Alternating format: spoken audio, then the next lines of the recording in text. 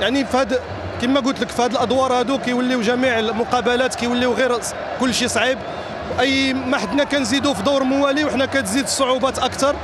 فالفريق اللي غادي ينتصر هو اللي غادي يكون يستحق الانتصار، غادي نخوضوا مع المقابله ان شاء الله. شكرا كابتن.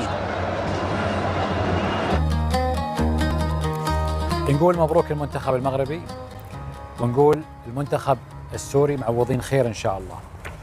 وعن نفسنا احنا كمذيع تلفزيوني اهنأ نفسي اني شفت مباراه من الطراز العالي والقوي. انا من الجمهور اللي يحب الشراسه والقوه والقتال حتى الرمق الاخير، وهذا ما شفته من اسود الاطلس واسود قسيون.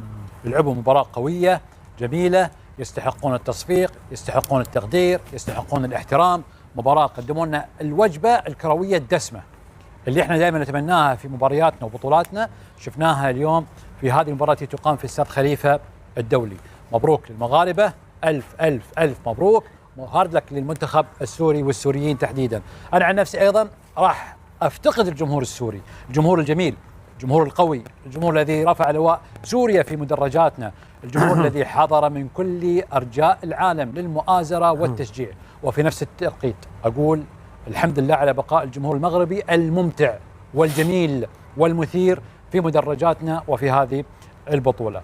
الجمهور السوري عنده ذوق رفيع المستوى حقيقة في تشجيعه، والجمهور المغربي قوي قوي قوي جدا. فأوكي صحيح راح نخسر الجمهور السوري، لكن الله معوضنا خير في الجمهور المغربي انه موجود معنا في البطولة. كابتن رشيد مبروك الفوز، ألف ألف مبروك، تستاهلون.